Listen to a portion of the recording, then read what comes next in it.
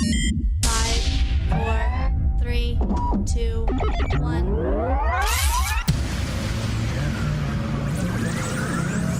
Ready. Just relax and enjoy the ride. In crowd, 815. In crowd, 815. In crowd, 815. In crowd, 815. 815. It's totally a guess, Tom. Totally a guess. But I'm thinking the very first person to ever hear an echo probably thought the world was talking back. My name is Greg. He's Tom. This is your In Crowd 815 podcast for what is this? The 20th day of September, the year 2025, the latest it has ever been. In the history of mankind. Actually, what it was he had just gotten married and he realized that his wife was repeating everything he said. Oh, yeah? So you're going to go out gambling with your friends? So that's my take on it. He's like that new Echo commercial. I think it's T-Mobile. It's you guys from Scrubs. He yells. Oh, I love. They're coming out with the new Scrubs, by the way. Are they really? They are. That was one of those shows with lots of dialogue, like so much dialogue. And okay, but what made that show so great was the quickness, the timing, and the camaraderie. You can tell they are probably best friends in life, because if they weren't, when the show's done, they're like, "See you later, don't ever Right? call me." But they're still doing commercials, and now they're going to do a show again. They were just my favorite sitcom of all time.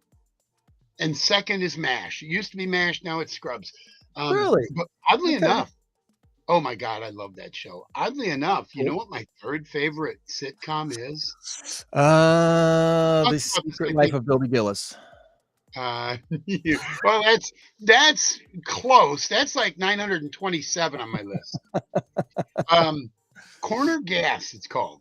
Oh, you told me about that before. I have, yeah. Canadian show. Yeah, Canadian. All right. Eh? Let's cut off Tom before he gets really goofy. Let's just go.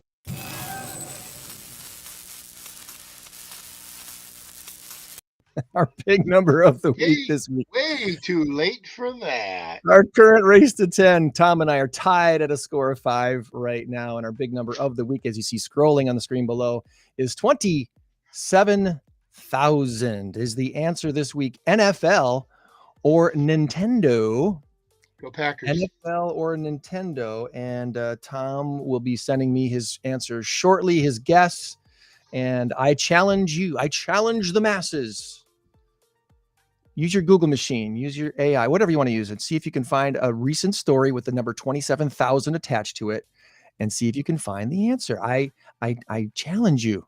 Use whatever search engine you find to be the best. Let's see if somebody can get it this week. 27,000. The answer is NFL or Nintendo. Which one is it? Put your guess in the comments below. We got a few shout outs this week. Before we get to our guest, I want to give a big shout out and thank you to the Special Olympics Region A Golf Day that they had down in Rochelle this week. Had a wonderful time meeting with the folks down there. Got to meet in person, face to face, Susan Colburn, who was our guest on our show a little over a month ago promoting this Golf Day fundraiser. She was delightful, her and her mom. And I had a chance to chat for, I don't know, maybe 40, 45 minutes and catch up in real time, in IRL. In real life. That's right. And she's great. She's looking forward to a 2026 season. She's got some other sports that she'd like to participate in, and quite the athlete, quite the strong gal. So all the best to Susan and her mom. Also a shout out to Kevin Polkey, who had me on as a guest on his podcast called The Journey. You'll find him on YouTube. And the SOS fundraiser was this week. Shatter Our Silence and Four Corners Wellness. They had me back to MC again this year, despite people's telling them they probably shouldn't. And it was a good night. We had a lot of fun at Prairie Street. A great program, some music and a video by Vixen Productions that was just amazing. Well done to Olivia and Kirsten, and of course Lonnie, Lonnie owns Vixen Productions, and put together a really great video. Lots of money raised to help further the cause of Shatter Our Silence and fighting suicide, making suicide awareness in the schools, putting on educational workshops and such to help make sure people understand that, yes, there are thoughts like that and you can combat them. And Kevin's got some ways to do that.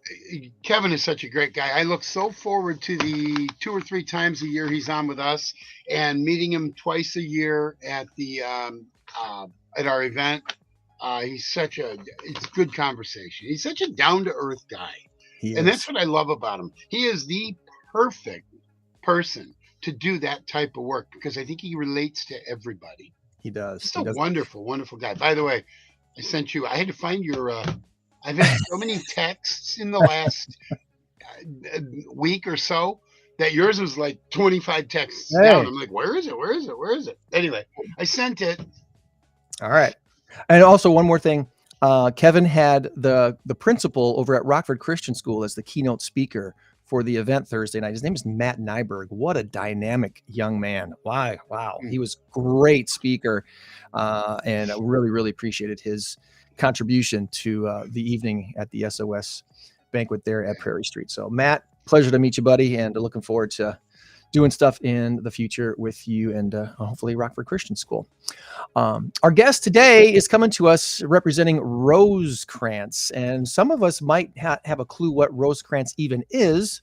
So we're going to ask Shannon Kelly to fill us in on all things Rosecrance today. And welcome to the In Crowd 815 podcast, Shannon Kelly. Thanks for having me. Good morning. This early morning. You know, I'm glad you said that, because you know what I find, and I'm gonna put this out there as a challenge to all the other folks out there who are involved in things like not-for-profits and such. You find out people's true passions and what they really care about when you ask them to do something off the clock. Yes, absolutely. This is off the clock. We are on a Saturday morning. There are very few people there. We've had guests before that have been on call, that they were technically working while being on the podcast. Most are not. The great majority are not on the clock, and I'm assuming that you are not right now. So thank you for carving out time for us. You're welcome. Anytime. Wait till she finds out you're not paying her for this. It's like, something's wrong with my computer. I can't hear you. I'll send you my Venmo later. The invoices we get. Oh my gosh. Now, so tell us, we'd like to start out by learning about our guests off of the career path first. So tell us a little bit while Tom's dogs bark in the background. You can hear that, huh? I thought I was in a soundproof room.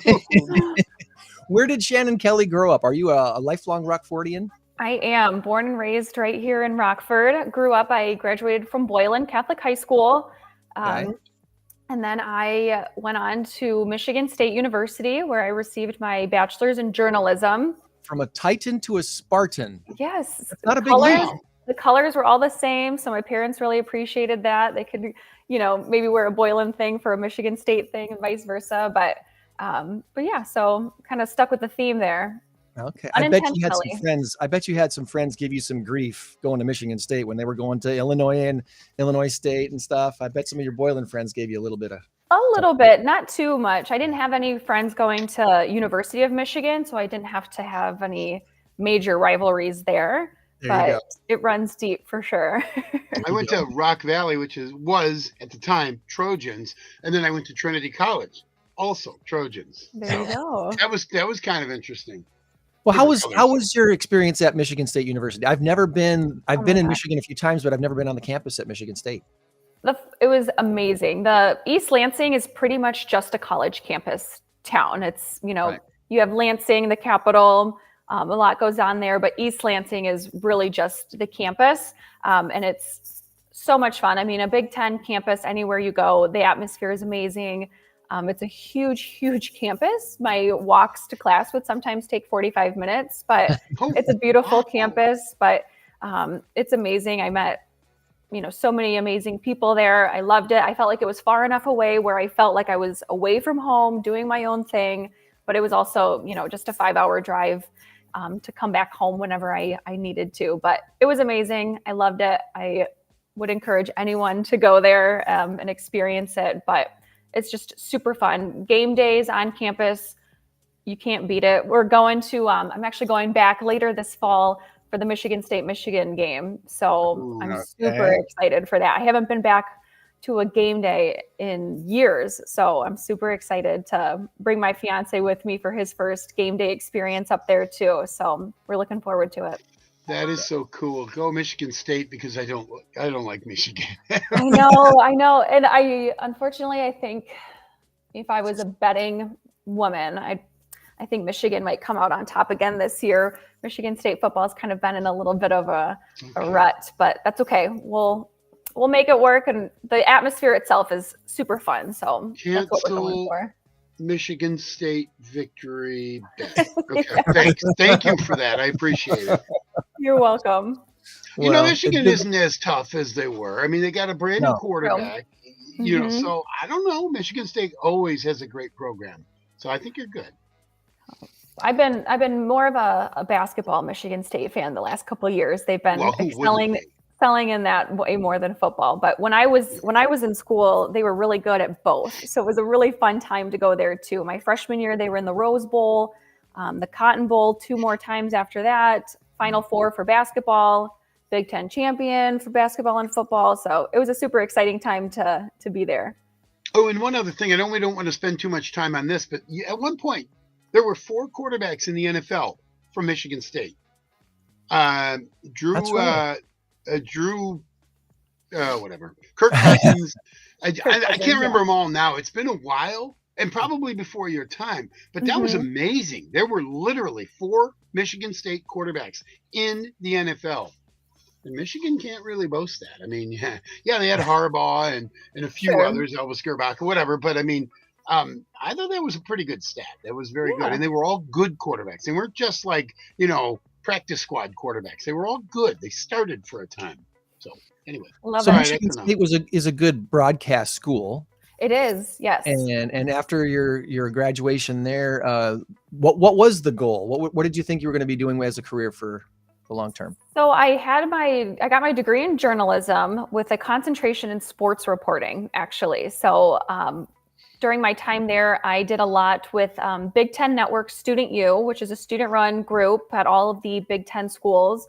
And it's a broadcast group, and you'd go to kind of the smaller sports, and you would set up the cameras, and you would run cables, and you would set up the audio and the instant replay and graphics and all of that. So it was production 101. And then it would all be broadcast online on Big Ten Network, Student U. Big Ten Plus was like a subscriber thing. So really it was like just the parents that couldn't make it would probably log on and try to watch softball, baseball, soccer. We did field hockey. I had never been to a field hockey game before that. So we did that. And then, so my goal was to try to maybe get into sports, but upon graduating, you realize that those positions are few and far between. So I had an opportunity to interview at a couple stations back here in Rockford, and ultimately ended up at WIFR, where I was a general assignment reporter to start before moving into the anchor position.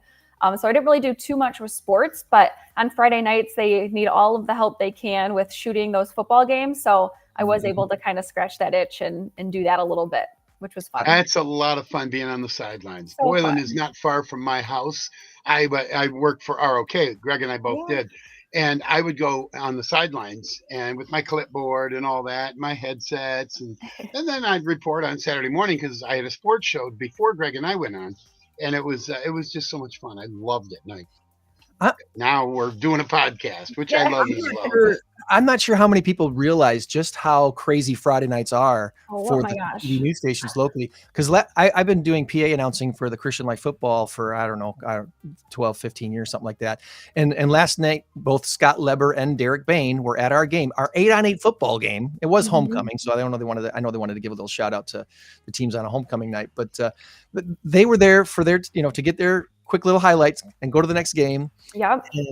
And these are guys who normally shouldn't have to be doing that anymore. They should be in the studio, but they were out there with their cameras and doing their things.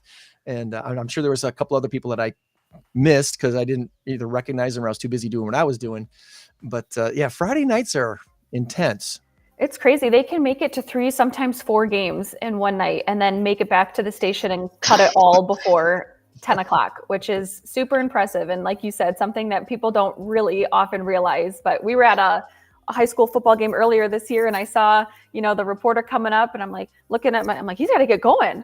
He's gotta get back. He might have another game to go to. Like I was stressed out for him rather than watching the game. Right.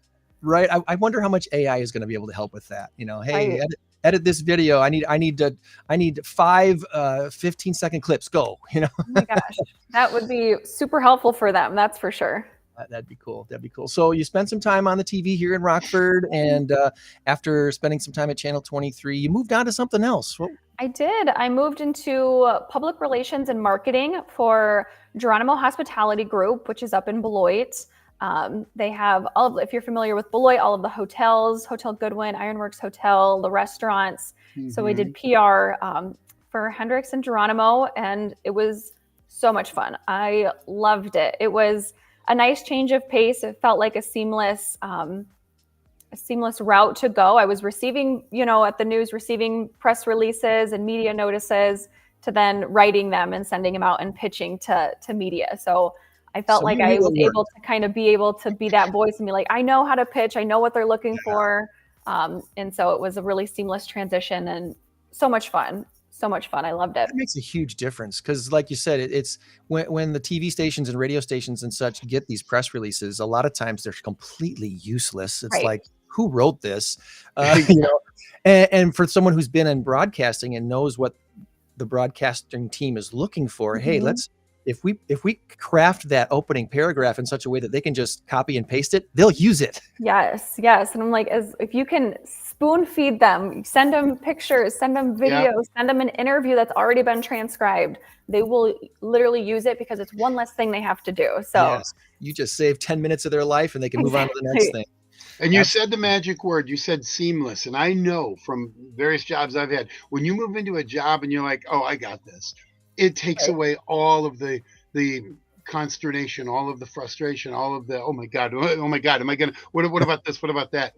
I think that's awesome. And you are lucky that a lot of fun. And you're blessed. Right. And they had they have a great team up there too. The marketing team up there is full of amazing people. And so it was really awesome to transition to that and be a part of a team that was super welcoming, and everyone on the team was so inspiring. So when you work with a group that is talented and inspiring, it makes going to work super enjoyable.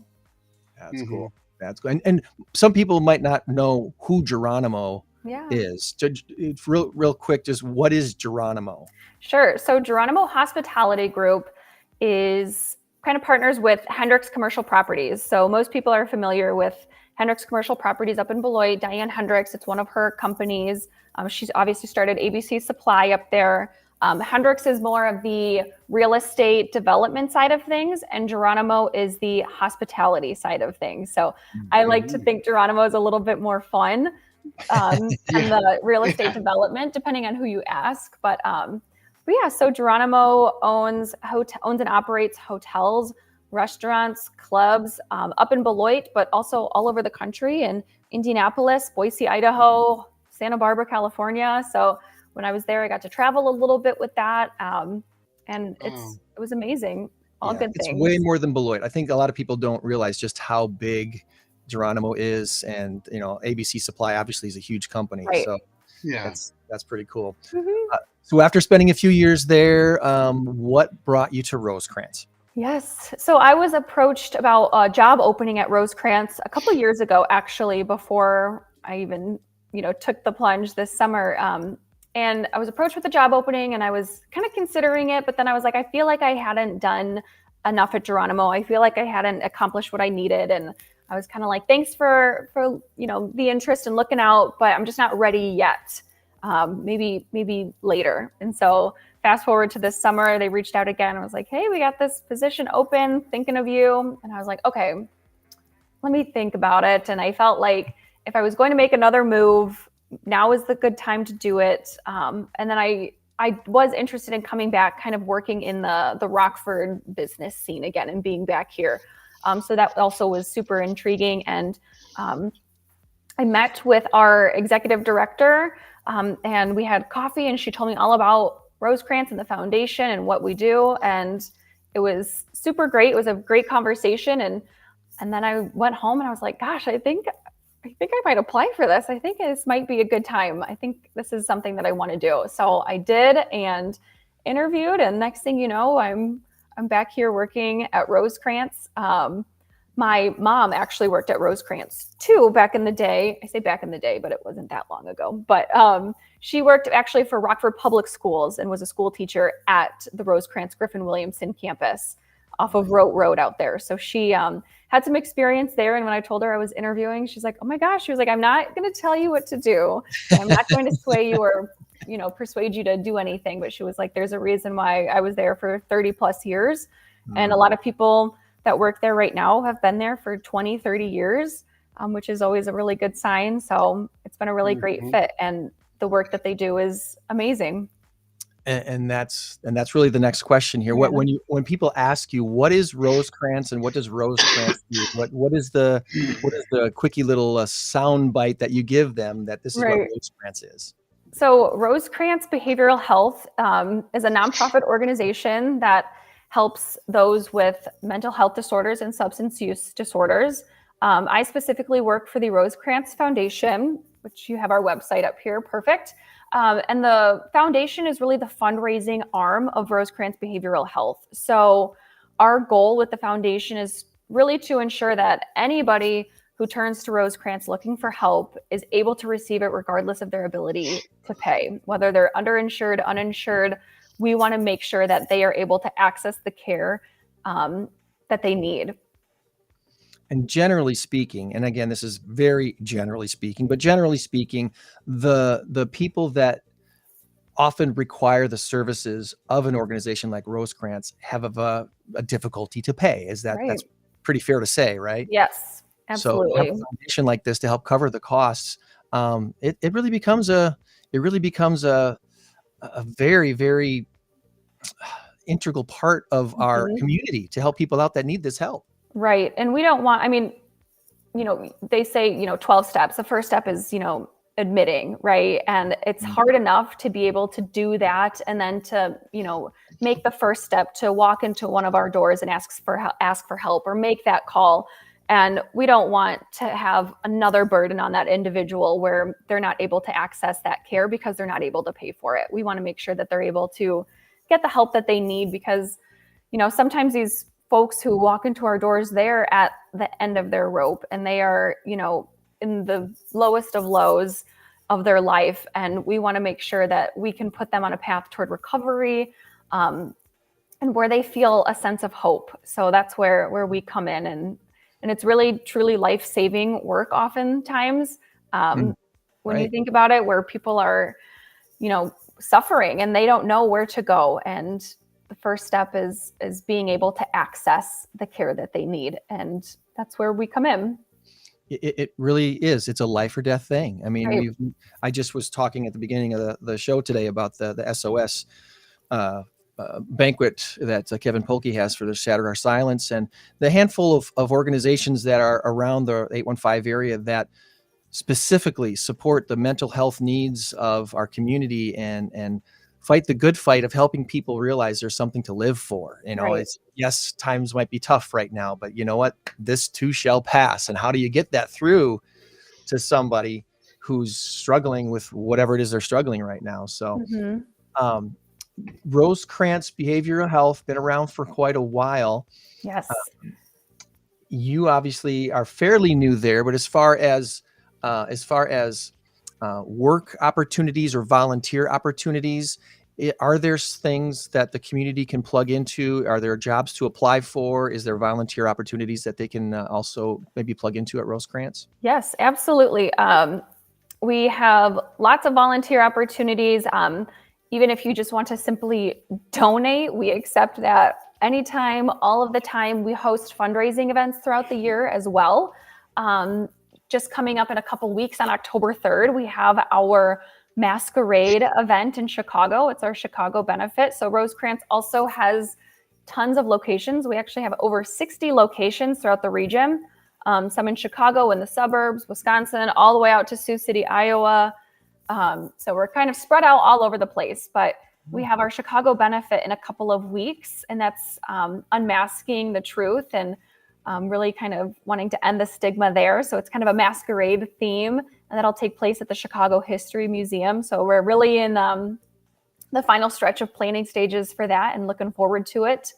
And then we do host a Rockford benefit that takes place in May every year. So stay tuned for more on that. We are already planning for that event. It's going to be at Hard Rock Live.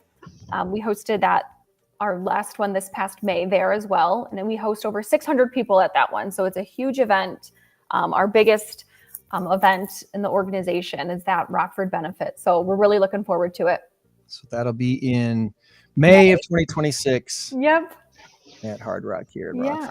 And then we also have something that's somewhat new to the organization. We have what's called a President's Leadership Council, and it is a young professionals group. So Rosecrance has several boards. Like we have a Rockford Regional Board that's made up of, community and business members. And so we wanted to kind of have a board that is for young professionals where maybe they've never been a part of a board before. They don't know what that looks like or how, a board meeting is run. So we wanted to bring together a group of young professionals in our community to kind of get their feet wet of what that looks like. For them, it's a great networking opportunity. And for us, we're able to bring together a group of young professionals that can act as advocates for us in our organization. So that group, the Rockford President's Leadership Council, is hosting their first fundraiser this November at the UW Health Sports Factory. It's called Paddle for a Purpose, and it's a table tennis fundraiser. So we're super excited to host that. It's their first fundraiser as a group. So we're in the planning stages and getting it all figured out, but we're super excited to welcome the community to the Sports Factory and have a good time. Nice. Good deal. Well, I'm putting in the chat the link to your website so people can click on it real quickly and go right to the website.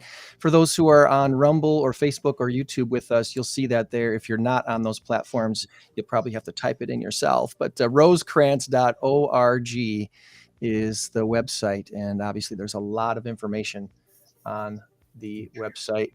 And if you can play pickleball, you can probably play table tennis. So yeah, I think it goes hand in hand. It's an approachable event, so you don't have to have experience. It's just meant to be fun, and the funds that we will raise from that event will go toward purchasing some recreational therapy equipment for the clients at the Rosecrance Harrison campus. So kind of going hand in hand, we want to play some games to be able to raise some money for those clients to be able to take part in some recreational therapy activities and games, because that plays a crucial role in the recovery process too. Sometimes when you're, in intensive treatment, you want to be able to just have a little fun too and let loose and build some self-confidence and have a sense of normalcy sometimes. So games are a great way to do that. That's a good point. Very good point.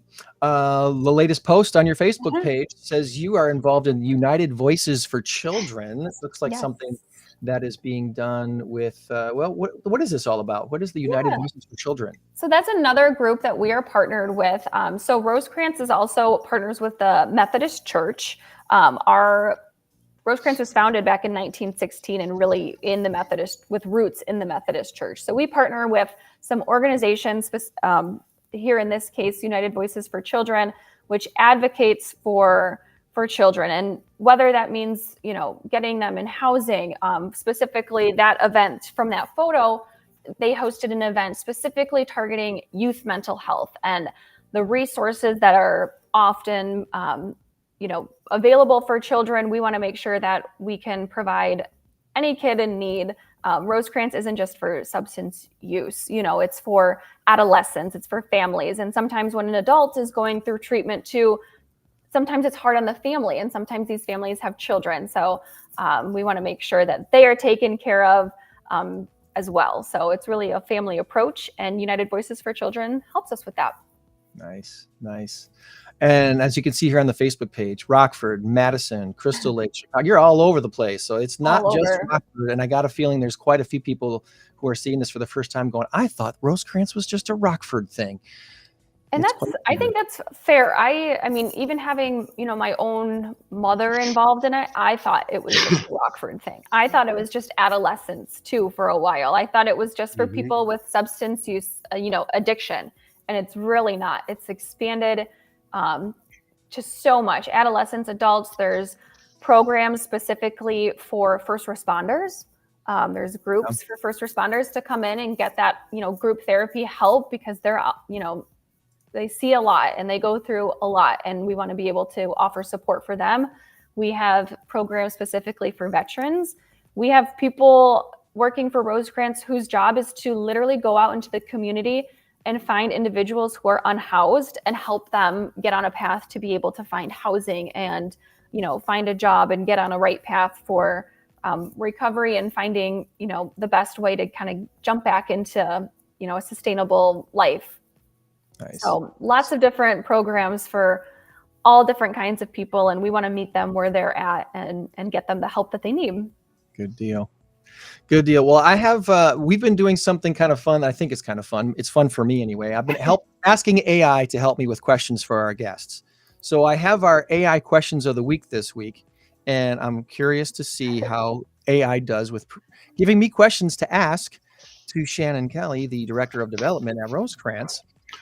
This first question it gave me, wow. I just want to prepare you because wow. Hopefully he doesn't say that before my trivia. Right. It says Rosecrance provides a wide range of behavioral health services, from substance use treatment to mental health care. How do you see the organization's mission informing your fundraising strategy? And how do you ensure that donors understand the full scope of the impact that their contributions have? This gets right down to it. That's a great question, AI. And you're Greg.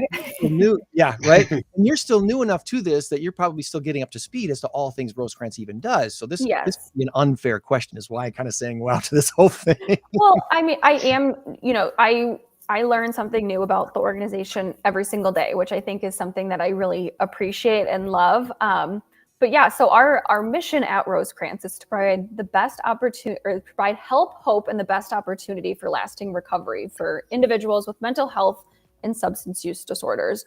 So when we go out and we want to fundraise, yes, of course, we want that mission to be the main focus of everything that we do. So we, how do you, it's kind of a heavy topic, right? So like when you introduce yourself, hi, I'm Shannon. Do you want to donate to this cause that, you want to change someone's life and maybe keep them alive? How about that? Exactly. So you really do. I mean, it's a heavy topic. It's in a heavy situation, but really, like we talked about before, it's life-saving work.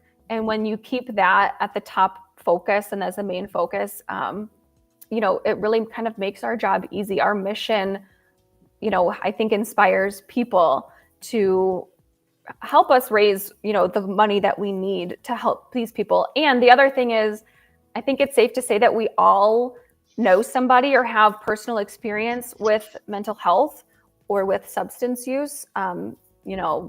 Everybody struggles with this, or everybody knows somebody who struggles with this. So I think it's also a cause that a lot of people can relate to, and it makes it relatable and makes it something that people want to contribute to. Yeah. We all know somebody who needs a service at least like this or similar to it. Right.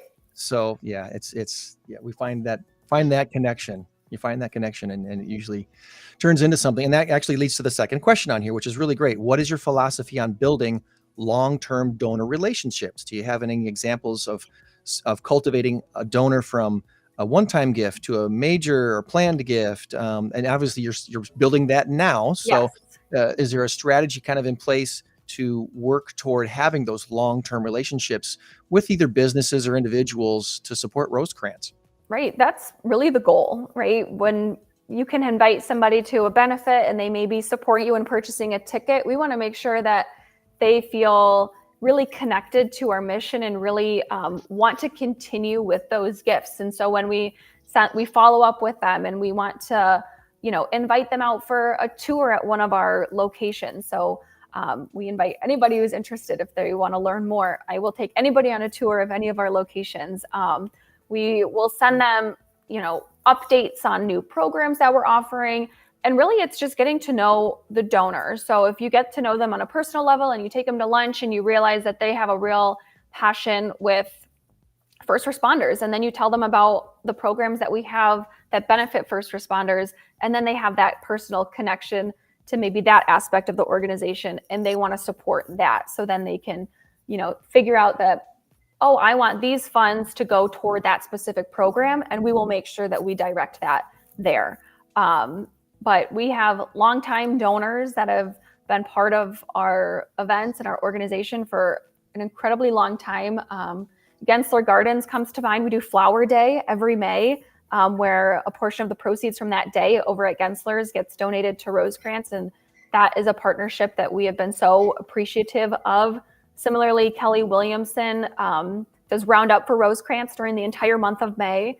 So if you go there and go inside to Kelly's Market and get a coffee and some snacks, or even just get gas, fill up at the pump, you can round up, and then those proceeds will get donated to Rosecrance. So we have these community partnerships as well that contribute a ton, and those partnerships have been years in the making. And more is more, though. We're always willing to expand and welcome new people. So I'm sure you're going to be meeting new people in the months and years ahead that have had their lives impacted by Rosecrance in some way, shape, or form. So absolutely, they're out there. They're coming. So the third one here says a key part of a director of development's role is to collaborate with the organization's leadership and staff and board members to achieve your fundraising goals.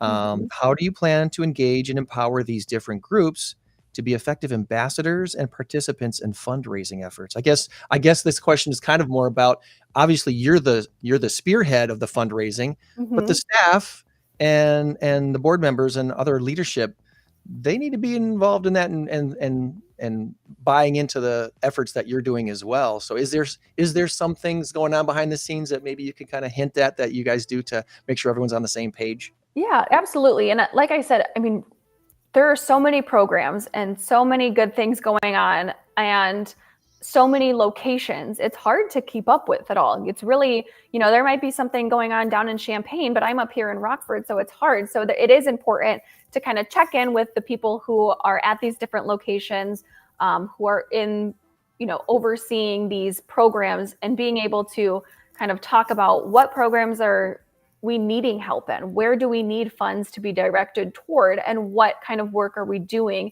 so that when we go out, we can say we're doing some really awesome work here for this specific program. But yeah, it's literally communication 101. You have to be able to be in contact with those people in leadership, get together, get on the same page, and learn as much as you can about it all. So I think one of the cool things about my job is that I get to learn everything there is to know. And I feel like I'm still continuously learning every single day. So yeah, it's just getting in touch with those leaders and making sure that you have a good grasp on everything that's going on. So easier said than done, I would say, but we're working on it. And it's a lot of people. Do you have roughly how many people are employed by Rosecrance? Oh gosh. Or even just the Rockford Rosecrance? Yeah. That I don't know off the top of my head, but 60 locations throughout the region. So that's a challenge. Thousands and thousands for sure. But even last year, I do know last year we served over 77,000 individuals across the organization. So that's a lot of people. That's a lot of people. So that is incredible. And there's one thing that you can't ever know: how many people you've helped that you just didn't know because they were maybe a party organization for a little while and then they left. But years later, they're like, oh my God, I remember that Shannon girl. What was her name? Shannon Kelly? Yeah, I remember her. And she was so awesome and so nice. And it helped me to go on and become a business owner or whatever. Those are the things you can't know. And I think it's incredible. And it's just a testament to doing the right thing, doing it as often as you can, and let the chips fall where they may. Planting a seed, basically, is what they really call it. And I think that's so wonderful. Rosecrance has been around for a while, and it's helped so many people. I know a lot of people personally who have benefited from Rosecrance in numerous ways. So God bless you guys for the work you do. That is awesome.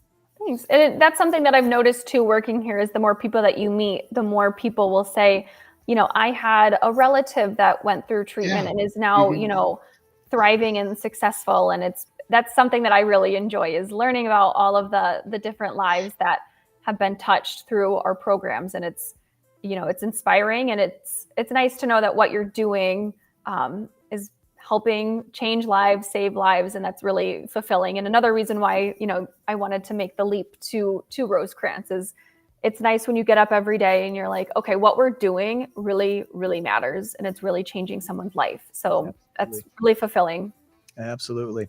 Well, before I get to, I always ask AI for some funny or odd questions to ask our guests. Before I get to the one funny, there's 3 of them, but there's only one that I really want to ask you that makes any sense at all, and actually kind of is funny. Before I get to that though, and before we get to Tom's trivia for the week, is there anything we did not ask you about today that you wanted to make sure we touch on, either about the organization or another upcoming event, or about yourself, that we didn't ask you that you were kind of hoping that we would? We want to make sure we have cover all the bases you're hoping to cover today. Sure. I think we had a good overview of the organization. That President's Leadership Council fundraiser, November 6th. You can go to give.rosecrance.org/paddle 2025. And you can also find it on our rosecrance.org website as well. It'll be up there too. But we will, we're really excited to host that. So I'm glad that we got to talk about that. And if there's people out there that are interested in joining that group, that young professionals group, feel free to reach out to me. My info is on that foundation page that you were sharing there, Greg. So happy to reach out, and I'll be here. Awesome. All right. Well, the one funny question that AI gave me today that I think I'm nervous. Once you start using AI, and I've been doing this for a while now, so a lot of times it gives me the same 3 funny or odd questions to ask. So it's kind of like, come on, give me a little variety here. It gave me some variety this week, so I'm very happy about that. Want to interject some personality into our interview by asking this goofy question. If you had to convince a major donor to support Rosecrance, but you could only use interpretive dance, what would your routine possibly look like? It's a good question, it says, because it's completely unexpected and forces you to be creative and think outside the box. It will reveal if you have a sense of humor and an ability to connect to the organization's missing in an abstract, silly concept. Okay, so I have to interpretive dance as a way to ask a donor to... Interpretive dance to ask a major donor to support Rosecrance. That's a challenge. Now I don't see a connection there. How am I, if I'm a potential donor, how am I supposed to figure that, oh, they're asking for donations? I mean, this is not a dance, Yeah, exactly. I mean, your money.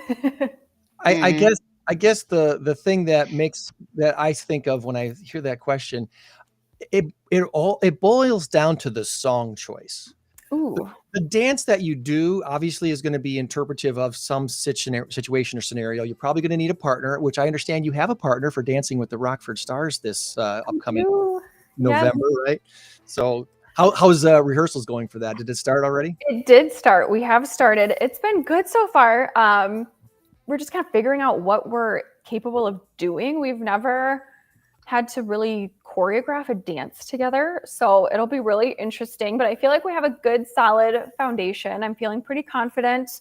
Our dance choreographer teacher, Brandy, is awesome. She's been super great. So we're excited to see where it takes us, but I'm also kind of nervous, to be honest. But well, this is a little outside your comfort zone, right? This totally. is a stretch. Saturday, November 22nd is this year's Dancing with the Rockford Stars, a sneaker gala. Yes. And proudly presented by our friends at Green State Credit Union. Thank you, Green State. Yeah. This should be really cool. You're going to be at Tabala basically a week and a couple days after our big event, the Mass That's Karaoke right. Contest. So this should be a lot of fun. Yes.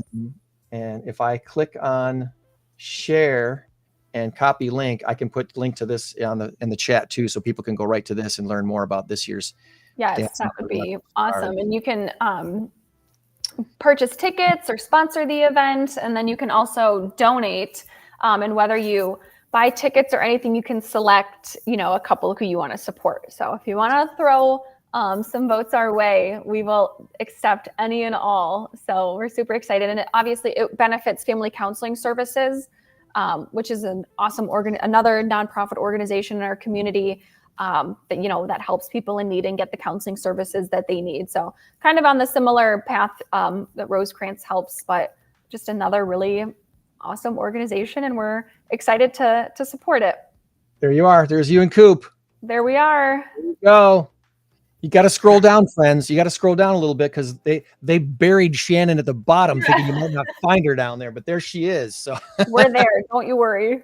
Someone had to be at the bottom. That's just the way it is. All right, so I have your song for you. It's Money Talks by AC/DC. Okay, so now we've got a good start. Money Talks. I was thinking something more like whenever you need somebody, something really heart-wrenching and maybe like a lean on me kind of thing. Lean on me, yeah. Lean on me. Do an interpretive dance to something like that to really pull at the heartstrings. Yes. That would be my suggestion. We'll just take our dance from Dancing with the Stars, put a new song over it, and that'll be my dance. There you go. It's a little, because there's a strategy. The people that sign up for our Mass Karaoke Trivia Contest, I remind them that the karaoke portion, which is being judged by celebrity judges, you're trying to impress the celebrity judges, not only just with your singing skill, but with the passion, the energy, you got to come with something. You got to come with something. So if you pick a song that is slower, you better be a great singer, because you got to. Right. If you're not 100% confident in your vocal ability, you need to pick something more upbeat and have fun with it. Otherwise, you're bringing the house down. A Disney song works because everybody knows, oh, it's a Disney song. True. You can be animated. I remember your son Noah and your niece, I believe it was. Yeah. They did Hakuna Matata or something like that a couple of years ago, or a couple times ago. Yes. It was really good. It was very, very good. Very entertaining. So, well, all right. So I think we covered all the bases. So the question now is if we are ready for some of this.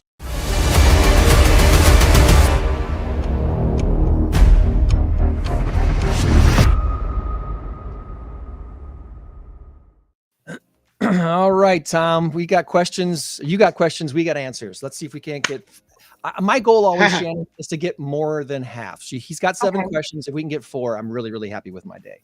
I've got questions and answers. I went 7 for 7 on this, so try to keep up. We'll try our best. I asked AI for 7 questions. No, I'm kidding. Don't do that, by the way. All on my own. What's that? Don't do that, by the way. I tried to come up with a trivia contest using AI. AI sucks at putting together trivia, and I'll tell you why. What trivia does what AI does trying to put together a trivia quiz, it gives you all correct answers. It can't give you wrong answers. It hates giving you wrong answers. Oh. So I tried a couple different ways. It was like, okay, so give me the sources of the correct answer so that we can at least find the most correct answer for the question. And then I had to change all the wrong answers or all the other right answers into wrong answers because it was AI hated giving me wrong answers. It was funny. Maybe it's changed. Well, I don't think I'll have a problem giving you wrong answers. Okay, well, you're a team, and here's what I did. Normally, there's 3 or 4 in the panel, Greg and a guest or 2 or 3 or whatever, and then I'll lax up on the 50-50s, but I give you all multiple choice because it's only fair. There's only 2 of you. So all right. Here you go. And Gregors, you can jump in. Obviously, you guys are a team. It's fine. All right. Question number 1. United States, state capitals. What is the capital of Connecticut? Or as some people like to say, Connecticut. That's what I like to say. What is the state capital of Connecticut? Is it New Haven or Hartford? Well, Hartford had the hockey team, right? The Hartford Whalers played in Hartford, Connecticut. Absolutely. I think I'm going Hartford. I don't know. Now I'm second guessing it. I know. Second guessing is always kind of not a bad thing, but sometimes it can be a bad thing. So I would say I would Haven avoid second guessing, to be honest. Yeah, I don't know. I haven't spent any time in the Northeast. I Right, same. road trip up there someday and do the whole I revolutionary. almost misstated what I was trying to say when I said second guessing is not a bad thing. I was going to say second guessing is a bad thing at times, most of the time. That's what I was trying to say. All right. Well, let's You got it right. It's look at Hartford. All right. Woo. All right. We got one. Yes. All right. Yes. One of the things I will never do is I will never let you talk yourself out of a correct answer. So if you've gotten it, I'm not giving you any hints or any help, but if you've gotten it, I will stop you pretty much Cut them right off. there. Perfect. All right. Now, this one here, I have options if you need them. I don't think you're going to need them. How many U.S. presidents were assassinated, meaning died at the hands of a bullet? How many? Not how many were attempted assassinated. There were quite a few more. Not quite a few more. I mean, Kennedy, Lincoln, and then one other one I can't think of. I think there's three. I can't remember who the third one is. Well, I'm going to give you options. It's either 4 or 6. Oh, I don't think gosh. it's 6. I don't think it's. I would 6. go 4. Yeah. And I would go, you're right. All right. It was McKinley and Garfield. Garfield. In fact, James Garfield was shot by a man named Charles Julius Guiteau. And you know where he lived? You know where he was from? Illinois. Freeport. Freeport, Illinois. Yep. Wow. Yep. Yikes. All right. And there were 6 that were attempted assassin. We had Ronald Reagan and we had Gerald Ford. But Reagan did get shot. He survived, obviously. And then Ford never got shot. There were shots fired, but never hit him. No. So, there may have been another too. I don't remember, but offhand. But anyway, all right. Here we go. Shannon, I apologize for this one because unless you're a Batman fan, you're probably not going to know this one. In the original Batman, what was Batman and Robin's butler's name? Was it Alfred or Andrew? In the original Batman, to the Batcave, Robin. I needed the 50-50. I wouldn't have remembered it without the choices, but I do know who it is now. What was Batman and Robin's butler's name? Was it Alfred or Andrew? I can hear Batman's voice saying Alfred. Yep, you're correct. I can hear him saying Alfred. Good job, Greg. Bruce Wayne. Oh shoot, what was the guy that played Bruce Wayne in the original TV Batman? Adam West. Adam West. Thank you, Adam West. Then, Adam West's voice saying Alfred. And then Burt Ward was Dick Grayson, Robin, the boy wonder. I loved it. That very first thing. Okay, Shannon, again, we're sorry. This is way above your way past your time zone here. The very first part where they're coming out of the cave and they make the curve around and then the fence goes like that and they drive over it. I actually did that. My dad had a little bit of a picket fence there. I actually put the picket fence up near some bushes, and the bushes were a clean shot through to the alley. It's a wonder I didn't get hit by a car going down the alley. And I would run over the fence and go out into the alley and drive down the alley. I was a weird 30-year-old. What can I say? Okay, all right. We have 3. Back to reality. Meanwhile, back at the ranch. All right, question number 4. You guys are 3-0. It's just like Perfect. Michigan State over Michigan. Yeah, I wish. Right. What year did Risky Business come out? I'm going to go ahead and not give you the options unless you need them. Risky Business is an 80s movie. And here's the thing. I always guess, my initial guess is always later than it should be. So it's probably like pre-85. It's probably like an 84.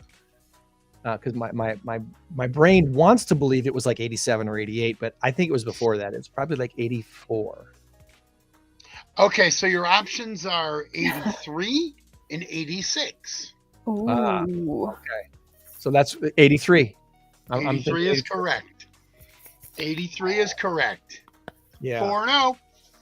Like you're carrying us. So Come on. All right. All If right. only we could do music rounds. Otherwise, we can't play music otherwise because YouTube would shut it down. So we don't. Yeah. I can sing it. How can I be sure in a world? There you go. That's tell me who sings that one. They're probably going to shut us down for that, right? I don't know. Spot on with those little rascals vocals. All right. All right. What is Dr. Drew's last name? Dr. Drew, of course, all over YouTube, all over TV, you know, famous. Doesn't his last name medical start with a P? It does. And I Starts with got a P. Pinsky or Peterson. Dr. Drew. He's not the pimple popper, is he? No, Yeah. This No, is that's, this is a different doctor. that's a gal. That's oh, what is her name? I I think don't know. her first name is Sandra, maybe. Maybe, yeah. So Dr. Drew's got I think he's had a couple different TV shows. Pretty sure it's Yes. Pinsky is what I want to say, but I'm not confident. I always love First Instincts. I think that's Right. a wonderful idea. going with the Dr. Pinsky. Drew Pinsky. All right. All right. This is really good. This is really good. Shannon, here's another one that is going to be way, way, way, way above your pay grade on this one. So, because this goes back a ways. Who created the proverbial wall of sound? Greg, I'm going to just let you answer this one without options. And then I'll give you the options if you need them. Because I promise you options on all of them. But I know my first instinct was Moody Blues, but I think it's somebody else. well, Sound. it's all about the P's today, apparently. I'm going to give you two options. Is it Pink Floyd or Phil Spector? I don't think it was Pink Floyd. I think it was Phil Spector. Pink Floyd had their own thing. Yeah, Phil Spector is correct. Phil Ronnie and the Spector. Ronettes. Oh, Da-da-da-da-da-da-da-da. I love that song. God, oh that's right. Well, another all right, one of you guys those. are 6-0. 6 and 0. All right, Michigan State, you've scored your touchdown. Now it's time for the extra point. Let's kick go it through, extra okay? point. Got it. All right, retail therapy. Now, this isn't exactly what I was hoping for, but this is what came to mind. I was trying to get at least one geared toward the guest, and I thought, well, I'll ask her a Rosecrance question. And then you answered 2 or 3 questions that I could have thought of, like when did it begin, and how many people does it serve, and all that. So, all right, retail therapy or retail shopping. In the name J.C. Penney, what does the J and the C stand for? And there are no options on this one. No options. No. Wow, I thought you said there were options on all of them. Well, we're 6-0, Well, so we got. I did actually. I did, but Wasn't his name Cash? Wasn't fun. Okay, so what I was gonna do, you are right. I'm sorry, Shannon, you're right. I said all I needed was just one. That was what I was saying here. So that was kind of helping. I will say, you are you're gonna win because yes. The middle Try name and get was them both, but you're right. something Blank, Cash. Penny. Ooh. Jeremiah, some older name, right? Something from old school. Bible name. Bible name. John. Oh, you're so close. Jonathan Cash It's Penny. his brother. Johnny Cash. Hey. No. Oh, It was James. It had to be James then. James Cash Penny. James There you Cash. go. J.C. Penny. Love it. You guys kicked the extra point. Michigan State 7, Let's- Michigan nothing. That's how it ends that way, right? Very good. You guys are 7-0. Nicely done. Well, we've got again. The link is in the chat here for the upcoming Dancing with the Rockford Stars that Shannon gets to participate in this year. You lucky gal. Hope you and Coop do great. Thank you. We're excited. It's going to be fun, no matter what happens, and no matter who wins or what. How much money is raised. It's going to be another fun event that is being put on by this great organization. And thank you to all the sponsors who made that possible. And then our event coming up, we got a countdown clock on incrowd815.com for the next Mass Karaoke Trivia Contest. 54 days, 11 hours. until our next Mass Karaoke Trivia Contest, sponsored by Medicare 411. We've got a $5,000 grand prize going to the winning team's chosen not-for-profit. So if you have a not-for-profit near and dear to your heart that you want to play for, a team of 8 is all that's needed. Each team has a business represented, a not-for-profit represented, and you don't have to sing if you don't want to. Just one person on your team, at least one person on your team, has to sing the karaoke portion of the contest. It doesn't have to be the whole team. We did have a whole team sing one last year. Remember that time the whole Title Underwriters team up there and sang? I did. Yeah, I do remember that. You were all I don't think there were enough microphones. There weren't. We had like 4 of them holding microphones. They were doubling up on them. Yeah. It was fun.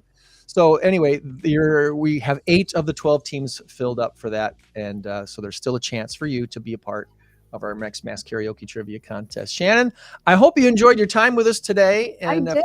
Worthy of your investment of time. Yes, definitely. It was fun being with you guys, playing trivia, talking all of the things. So love it. And remember, money talks. That's your interpretive dance. Money talks. Money talks. There you go. I need to figure out how to do this and this at the same time. Wow. All right, Shannon. Well, you have a great rest of your weekend, and we'll look forward to seeing you at the big event. Sounds great. Thanks for having me. Bye-bye.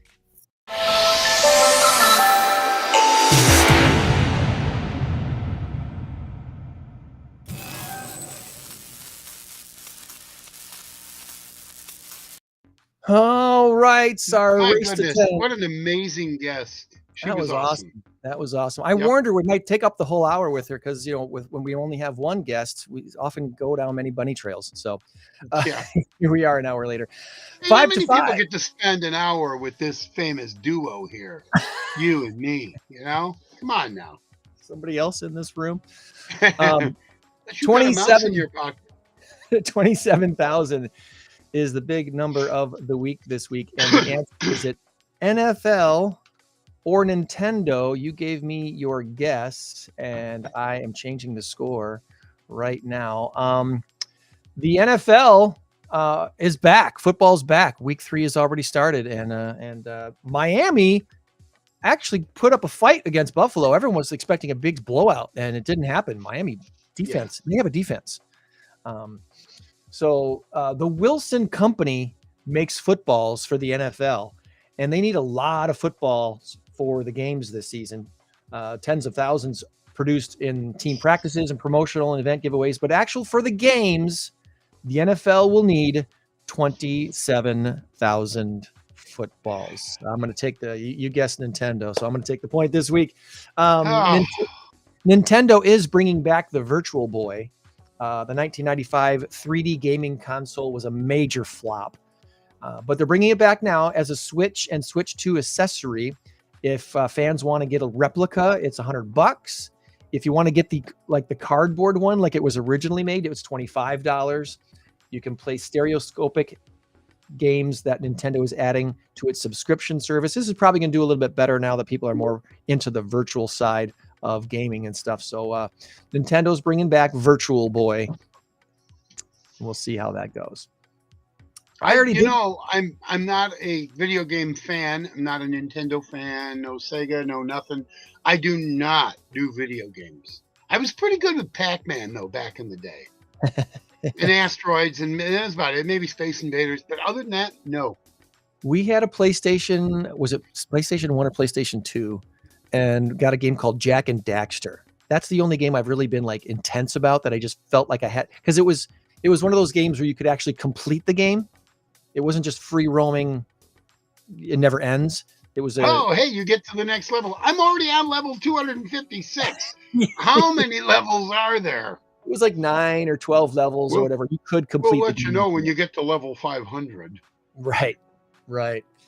Well, thanks again to Shannon Kelly for joining us from Rosecrance and sharing all things Rosecrance. We do have, by the way, our ticket site up for, where did it go? I had it up here earlier. Oh, there it is. We are now selling early bird tickets for the Mass Karaoke Trivia Contest. If you want to attend and witness the spectacle that is the Mass Karaoke Trivia Contest without being on a competition team, you can do so. The tickets are just $15 with a few service charges on there at tinyurl.com/incrowd815. I will put that in the chat as well. But you can get your tickets now. It'll be at the event itself at Tabala Event Center on Thursday night, November 13th at 7 p.m. There's a $5,000 grand prize sponsored by Medicare 411 that'll go to the winning team's chosen not-for-profit. We also have two $1,000 prizes that we'll be giving away thanks to Gemini Solar and Waldom Electronics. So the team that scores the highest trivia score without winning the whole contest will win $1,000 for their not-for-profit. And the team scoring the highest karaoke score without winning the entire grand prize will also be winning $1,000 for their chosen not-for-profit. So thanks to Gemini Solar and Waldom Electronics for taking care of those things. Some other great sponsors making this possible include Iverson Painting, Envoy Mortgage, Jess Riley, JW Innovative Coaching, Haas Towing, Quest 7, and Landscape Connections as well. So thank you to those folks for helping to make this all possible. 8 teams already signed up. We still have room for 4 more. InCrowd815.com. Let us know if you want to be a part of it. All right. Any other final shout outs before we send you to Cleveland, Muddy? Well, I wanted to talk a little Packer football if we could, but you can. You've got time. Yeah. You're the one that's on a jet today. Oh no, my grandson's soccer game is at 11. Oh. So and then we're gonna go see the soccer game, and then we're gonna shoot out. It's at Sports Court 2. So then we're gonna shoot out I-90 from there. So it's actually gonna work out well. I have a couple of hours, but I got to get stuff ready. I've got most of it ready. So I've got time. I just didn't want to be on till 10. We've been doing 10 o'clock for the last a few times now. So Packers Cleveland. The one fear that I have we talked about last week was the one fear that I have is that this might be kind of a trap game, that they might look past Cleveland to their next opponent. So I honestly do not believe that Matt LaFleur will let them do that. Now I say that, and then I go back to that the Packer Bear game last year, and I'm not sure what he was thinking. You know, you bury them, you put them away, and in the second half, you rest everybody. But from the beginning of the game, I felt like something's not right here. This just feels weird. It feels like we're doing a lot of 3 and outs. We're running Josh Jacobs up the middle, off tackle, up the middle again. You know, it's 4th and 4. You know, okay.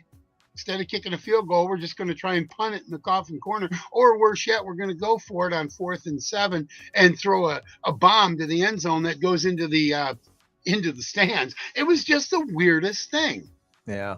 The weirdest thing. So I hope Matt LaFleur learned his lesson. I do. But, you know, so tomorrow's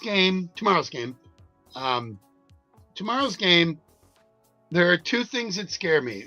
The trap game aspect of it, yeah, but I think that happens to teams that are a little less mature. Now, funny thing is, they're the youngest team in the NFL for the 3rd straight year, but they've got a maturity about them. Do you think Edgerrin Cooper falls into the category of being immature, young, whatever? No, Edgerrin Cooper's a bona fide stud.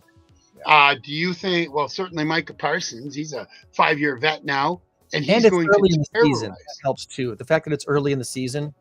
Mm-hmm. If this was week 7 or 8 or 9, maybe it'd be a little bit more of a worry. But I think you're right about that. It's so I don't see that as a big thing. The biggest issue I see is that Myles Garrett is going to do what Micah Parsons does. So this could be a very big defensive struggle. Maybe Jordan Love throws an interception or 2. Maybe Myles Garrett gets in there, gets an arm up and hits his arm, and the ball flutters and it's an interception. Jordan Love, by the way, hasn't thrown an interception in over 200 passes. 9 games. 9 games. He hasn't thrown an interception. I don't believe in jinxes, so don't say, oh, you jinxed him. I don't believe in jinxes. So because the jinx police or whoever's in charge of jinxes would have to get a hold of that. And, you know, so I don't believe in that. No. That's the only thing that, because Zach Tom is out and We've got Aaron Banks going in his stead. Aaron Banks was a little bit injured, but he's just not as good as Zach Tom. Hence, Zach Tom's your starter. And that could be a problem. It could be a problem. So what I would do if I were Green Bay, if I were Josh Jacobs, I would be very, very innovative, very quick passes, get the ball out quick. This is what teams need to do against Green Bay Right. when they're on offense, is Right. take Micah Parsons out by not only double teaming him, but also by having quick passes, quick hits. Boom, boom, boom, boom. You do that against Green Bay, and you're going to run into Edger and Cooper, Quay Walker, Micah if he doesn't rush. So it's a tough prospect there. Cleveland's defense is good, but it's not as good as Green Bay's. So in the quarterback versus defense for Green Bay versus Cleveland, and then quarterback versus defense for Joe Flacco versus Green Bay, we win all day, every day. Joe Flacco. Joe Flacco. I think you're going to see Dylan Gabriel or maybe even Shedeur Sanders tomorrow. That's what I think. Because I think what's going to happen is Joe Flacco is going to go like 6 for 14 in the first half with an interception, 4 sacks, and probably limping off the field. I'm not hoping that. I'm not hoping he gets injured. I don't want him to get injured. But what I'm saying is a couple good hits on a 40-year-old, 41-year-old quarterback. By the way, the dogs are saying hi. Hi, But, dogs. This is a probably couple too small to read. couple good hits on a 40-year-old, 41-year-old quarterback who cannot run, but he's spot on. He's good. He can pick you apart. But good luck with that defense, with that secondary. Good luck. I think this game is going to be 37-13. That's what I think the game is going to be. I like that idea. Yeah, I just do, because I've seen this movie before. Cleveland could keep it tight, just like Miami did against Buffalo. I'm with you. I thought the game was going to be 40-10. I did. Right? It ended up 31-21. They beat them by 10, but that was a last-second It field was goal. tied at halftime. It was tied in the third. It was close. Were it not for a really poor decision by Tua Tagovailoa, he just comes back. He had the perfect guy. He had him open, and all of a sudden, the linebacker just runs right into in and grabs it. Ball game. That was it. If Wayne Larrabee were calling the game, he would have said, "There is your dagger." For those of you who don't know, Wayne Larrabee is a Packers radio announcer. Yeah, he's so excellent. So it's Packers-Browns noon game tomorrow. The Sunday night game next week is Packers at the Cowboys, which should be fun. Yeah. The Bengals are without Burrow now, so when the Bengals come to Lambeau on October 12th, it shouldn't be a problem, but who knows? Well, Jamar Chase could catch passes in a phone booth. Amazing. This guy is so good. He's amazing. And T. Higgins is good. Cincinnati is 2-0. They are 2-0, but that first game, who did they beat the first game? I can't remember, but they beat Cleveland. And it took Cleveland missing an extra point and missing a field goal that would have essentially won it, because the game did go into overtime, I believe. I think it did. Or it was at least close. Maybe it wasn't overtime. I think it was 21-20 or 20-19. So no, it didn't go into overtime. But Cincinnati's not exactly a world beater. Yeah, but don't count them out. And then they got the Cardinals in Arizona, and then Sunday Night Football against the Steelers in Pittsburgh. There's a real argument to be made that the Packers start the season out 6-0, 7-0, but they've got to get by. They got to get by. Now the Browns first. That's the thing. Don't look past the Browns. Yeah, exactly. But we can do it. We're watchers. We're fans. We can do it. Green Bay will not do it. I think there's something special about this team this year. Rasheed Walker said it best. He said, "Look, this team could go undefeated." I don't like him saying that. Because all it does is it's bulletin board material. He's not saying we're so much better than everybody else. What he's saying is every single game we play, we go out there with the mentality that we are as good, if not better, than the team we're playing. Mm-hmm. There is something to be said for the best team in football, whether it's Green Bay, whether it's Philly, whether it's Baltimore. It's not Kansas City. They're 0-2. They can't be. But so right now, the top 3 best teams in football are Philly, Baltimore, Green Bay, and not necessarily in that order. And we're going to play Baltimore and we're going to play Philly this year. We'll see what happens.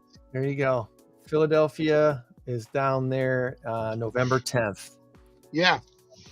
And Baltimore, I want to say, is like after that. I think Baltimore is late in the season, like week 15, week 16, somewhere around in there. Ravens at Packers, December 27th. Yeah. Week, 16 or 17, if you will. But yeah, it's so it's the 16th game, and then we end with Detroit. The Vikings. No, Vikings. That's right. Because we played Detroit in Detroit on Thanksgiving. You want to talk about a barn burner right there. We do play Detroit on Thanksgiving, correct? The noon game Thanksgiving. Whew, man, that's going to be. Let me just say one thing about Detroit. One of the main reasons why I can't stand Detroit is I don't like their head coach. Right. Dan Campbell was humiliated in that first game.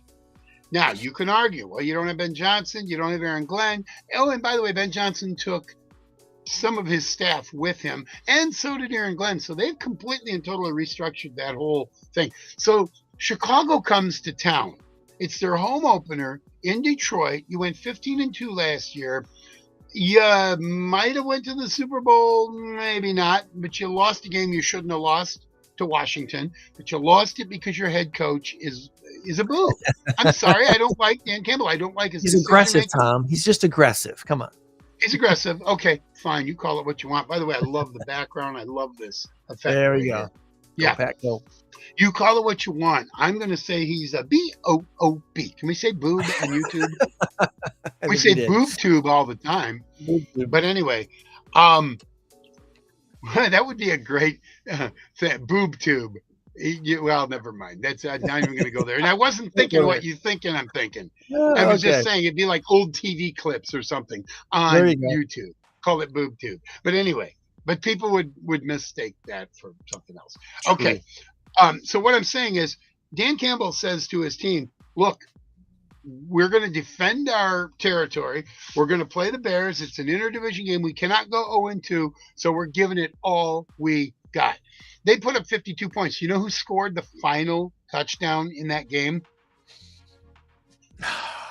Who was Amon-Ra St. Brown. St. Brown. He had like 2 or 3 touchdowns that game. So he did. You tell me why Amon-Ra St. Brown is still in the game late in the fourth quarter when you're up 45-21 or whatever the score was.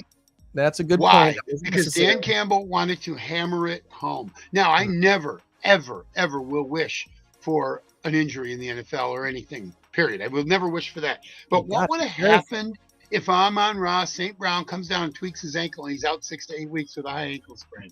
What would have happened? Why were you in there, dude? Why was he in there? Trouble. This is what I'm saying. Dan Campbell, he doesn't use this head. He uses his gut or his instinct or his heart or whatever.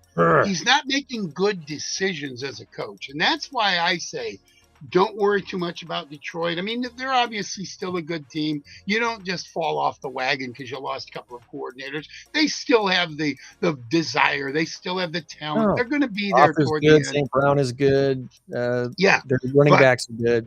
But I still think their biggest liability is their coach. I do. Oh, and by the way, their offensive coordinator, he did nothing against Green Bay. Nothing against Green Bay. You went up against a team that was far better than you, or at least better than you, and you lost essentially 27-6. That last touchdown, I'm still not sure he was completely in. I don't know. Maybe he was, maybe he wasn't. But that took a miraculous Odell Beckham Jr. type of a catch for that, and then it was 27-13. That was a bummer. That was a bummer. I was hoping for 27-6. But anyway, so when we play them again, they're going to be out for blood. They are. It's Thanksgiving. We beat them a couple of years ago in Detroit on Thanksgiving Day. I remember that game. That was an awesome game. And we can do it again, and we will do it again, I think. So I am just I'm so excited about this season, about this team, and I'm excited that it's going to be different than it was last year. Last year was marred with injury and some poor coaching, I thought. And I hope Matt LaFleur learned his lesson. I really hope. This defense is just unbelievable. So, well, you have an awesome trip. We'll meet again next week. We're going to have the executive director of Nature at the Confluence, Julie Urem, is going to be on with us. And then a couple of guys. Do you recognize this, Tom? I do. Anavox, yes. Anavox is having a reunion concert next month. We're going to talk with Nathan Fry and Rob Petrie next week about that right here on the In Crowd 815 podcast. Yeah. Rob and Laura. I asked him, I said, is it Petrie or Petrie? And they did say Petrie. So Petrie. And maybe he's changed it now. Maybe because you can change the pronunciation, you know. I get it wrong. I say no, you might be right. I may be wrong. I don't remember. Maybe I called him Petrie, and he said, no, it's Petrie. But you can correct. I mean, you look at a Petri dish, and that's how it's spelled. So I always asked him why they didn't name their son Richie. Because that would have been too much. That would have been too much. That would have been too much. All right, friends. Hey, remember, you change the world when you help one person. Be a blessing to someone this week. We'll try to do the same. Meet you back here next week for another In Crowd 815 podcast. Go, Pat, go, and safe travel, buddy. Wait a minute. It worked. There we go. Bye. 815 in crowd.